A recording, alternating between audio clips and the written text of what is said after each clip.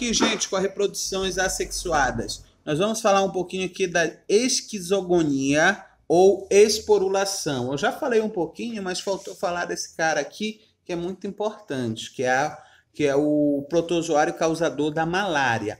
A esquizogonia ou esporulação, ela é marcada pela divisão nuclear. Então, eu tenho várias divisões nucleares da célula, e aí eu vou formar várias novas células. Então, elas só acontecem justamente em seres vivos unicelulares ou em estruturas reprodutivas unicelulares, que é o caso da esporulação nos fungos.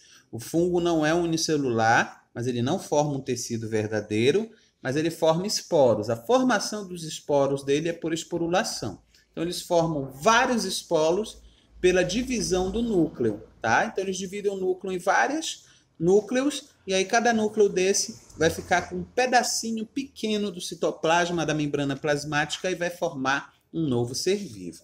É o que acontece, por exemplo, na malária, tá bom? A malária, eu tenho protozoário.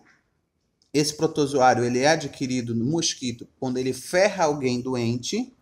E aí, quando ele ferra alguém saudável, ele deposita esses esporos, né? Essas estruturas do protozoário da malária. Lá, ele vai justamente para a corrente sanguínea e entra nas células. Um protozoário da malária, quando entra numa célula justamente que ele parasita, normalmente os principais são fígados e células do sangue, os glóbulos vermelhos do sangue, quando eles entram lá, eles começam a se multiplicar em grande quantidade. Mas é muita mesmo. Um desse dentro de uma célula dessa pode produzir 1000 novos esporos de protozoários. E eles entram muito rápido nas células do sangue e eles têm um período de saída. Então, eles normalmente saem no final da tarde. Então, no final da tarde, eles começam a sair. E eles saem em massa, saem em grandes quantidades. E aí, como eu tenho muita saída de protozoário, o sistema imunológico fica doido lutando contra esses protozoários. Luta, luta, luta, luta, luta. E aí eu tenho justamente, no final da tarde, comumente eu tenho febre. O doente tem um acesso de febre muito alto, muito intenso, febre constante, altíssima, tá? E ele tem esse período de febre intensa, calafrio, né? E tudo mais. E sempre é no mesmo horário a febre. Fora desse horário, a pessoa começa a se sentir muito bem, fica bem, não sente grandes complicações. Por quê? Porque é o horário que termina a esquizogonia, e aí é o horário que eu tenho a saída maciça desses protozoários. E é o horário que o anticorpo vai lutar contra eles, tá bom? Gente, aqui eu tenho outra reprodução que eu falei muito pouco, que é a estrobilização. Aqui eu tenho o ciclo de vida do quinidário, tá? A estrobilização ocorre só nos quinidários e ocorre na fase que a gente chama de pólipo. Então, é a fase em que os quinidários estão fixos nos substratos, não se movem. E aí eles vão crescendo, vão se desenvolvendo e vão formando essas estruturas dessas segmentações. Essas segmentações aqui, cada uma dessas vai formar um novo ser vivo por reprodução assexuada. E aí ocorre o que a gente chama de uma estrangulação. Ele estrangula isso daqui, vai pressionando esse material até que haja a quebra desse material. Quando eu quebro esse material, eu vou dar origem a uma nova larva.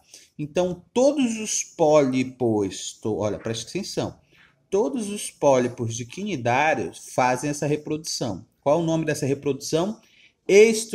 Estrobilização. Então, a estrobilização é justamente quando eu tenho o estrangulamento de parte do corpo do quinidário, na forma de pólipo, e essa parte do corpo se quebra, vai formar uma nova larva. E essa nova larva vai se desenvolver na forma adulta, vai crescer. Estrobilização, não se esqueçam, estrobilização é exclusiva dos quinidários, só os quinidários fazem isso. E só ocorre na fase de pólipo, só na fase de pólipo. Próximo assunto agora, né, faz parte do processo da reprodução sexuada. É a chamada sexualidade nos animais. Os animais, eles são seres vivos móveis, tá? E aí eles criaram alguns mecanismos de importante relevância para realizar um encontro dos gametas, para ocorrer a reprodução sexuada. Nos animais marinhos, a maioria deles são lançados no mar. Eles têm que produzir uma grande quantidade de gametas masculinos, lançarem no mar, jogam, despejam no mar, e eles vão nadando tentando encontrar algum gameta feminino para fecundar. No ambiente terrestre é complicado fazer isso. Os gametas não têm um meio aquático para nadar. Então é muito difícil justamente. Então teve que se desenvolver o que a gente chama de reprodução sexuada cruzada. Então eu tenho que ter o ato sexual para realizar o encontro do gameta masculinos e femininos. E foram desenvolvidas várias estratégias para ajudar isso daí a ocorrer, tá? Esses materiais, essas estratégias de ocorrência justamente do processo de reprodução sexuada vão ser importantes para a perpetuação da espécie. A primeira é uma coisa instintiva dos animais. Os animais sentem necessidade, sentem vontade de reproduzir. Mas outras vantagens também foram muito importantes para a ocorrência dessa reprodução. Liberação de alguns hormônios nos cérebros relacionados à sensação de prazer ligado ao ato sexual. Então isso daí foi extremamente importante. Os machos e a fêmea sentirem prazer durante o ato sexual e estimulando muito mais ainda justamente a formação da reprodução. Então a gente é um bônus, digamos assim. Sentir o prazer durante o ato sexual é um bônus para estimular mais ainda o feito de se ter o ato sexual. Além justamente disso daí, nós temos outras estratégias. Uma delas, por exemplo, é o feromônio. O feromônio são hormônios que são lançados principalmente pelas fêmeas, que resultam em uma atração muito forte pelo macho. Então, esse é um processo que estimula justamente a estrutura do processo de reprodução. Vocês podem ver muito bem isso daí no caso dos cachorros, né? Então, as fêmeas, quando elas estão no período fértil, que elas estão ovulando, elas liberam um feromônio muito forte em que muitos cachorros vão atrás. Muito comum a gente ver uma fêmea no cio, né? Liberando esses feromônios e uma quantidade muito grande de cachorros. Às vezes a gente está com a cachorra trancada em casa e eles ficam lá na grade tentando entrar de qualquer jeito por causa daquele feromônio. Ok, gente? Então isso é um dos estímulos justamente para o processo de reprodução. A sexualidade, a corte, tá? Outros processos bem interessantes de corte que vão estimular o processo de reprodução são ritos sexuais, né? Então esses ritos sexuais vão justamente estimular esse processo dessa corte. Quais são os ritos? São os cantos, são as danças, são quererem justamente se amostrar, né? E a gente pensa que, não, a espécie humana não faz isso. Claro que faz. Quem nunca cantou uma música para um menino ou uma menina, dedicou uma música para um menino ou para uma menina que gosta, né? Quem nunca se arrumou muito mais, hoje eu vou encontrar aquele menino, hoje eu vou encontrar aquela menina, vou usar perfume, vou colocar uma roupa bacana, vou fazer um corte de cabelo legal. Então tudo isso daí são rituais de corte, são rituais procedendo no processo de atrair um parceiro sexual para realizar a corte. Então isso daí são mecanismos justamente. Já viram os meninos, né? Ficam às vezes meio bobos quando gostam de uma menina, né? Ficam com o peito estufado, mexendo com todo mundo, se mostrando. Às vezes ele mexe até com a menina para chamar atenção, né? Puxa o cabelo dela, faz cócega nela, fala com ela de vezes até de forma um pouco áspera. Isso às vezes é ainda processo de desenvolvimento de corte que está muito no início e não sabem como chamar a atenção daquela fêmea. E aí ele vai realizando justamente todos esses procedimentos. Alguns desses procedimentos até atrapalham, né? Tentar conquistar a menina, isso daí até atrapalha, mas se faz muito. Mas é muito comum, por exemplo, meninos ficarem com o peito estufado perto daquela menina que eles gostam, querer ser maior, né? Querer ser mais chamativo justamente para aquela menina, chamar a atenção.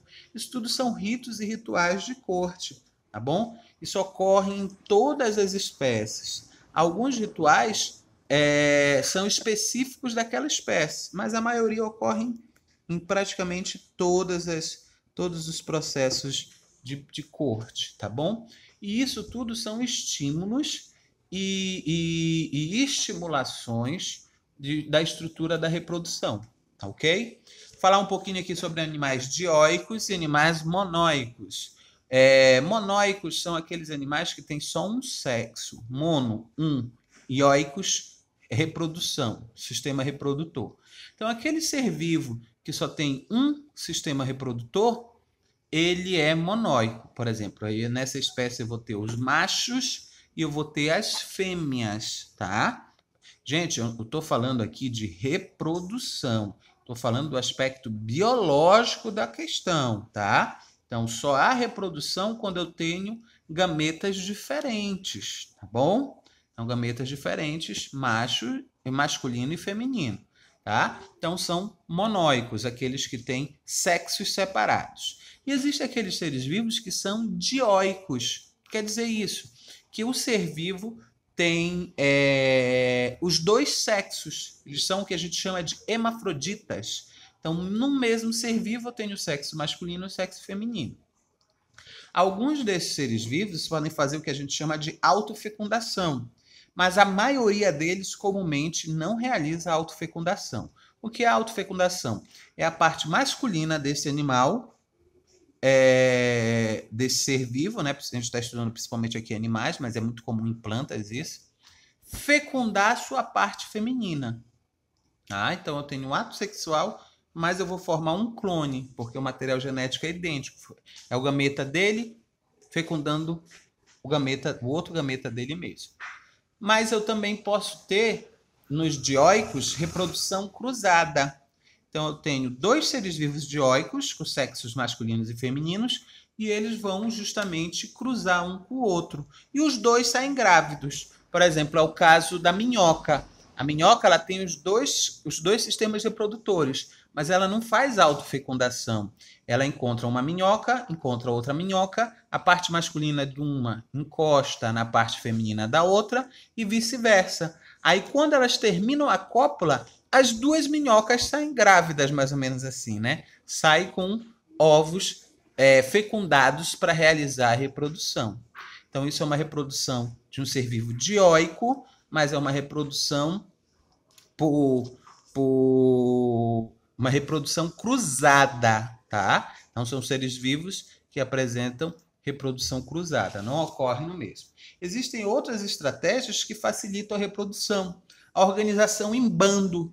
Então, eu tenho vários indivíduos da mesma espécie formando um bando. Isso favorece a reprodução, né? Então, é mais fácil de encontrar justamente um parceiro sexual para realizar. A delimitação dos territórios é o que acontece, por exemplo, com os leões. Todas as fêmeas que estiverem nessa área são minhas. Então, eu tenho o direito o macho dominante tem o direito de cruzar com todas elas.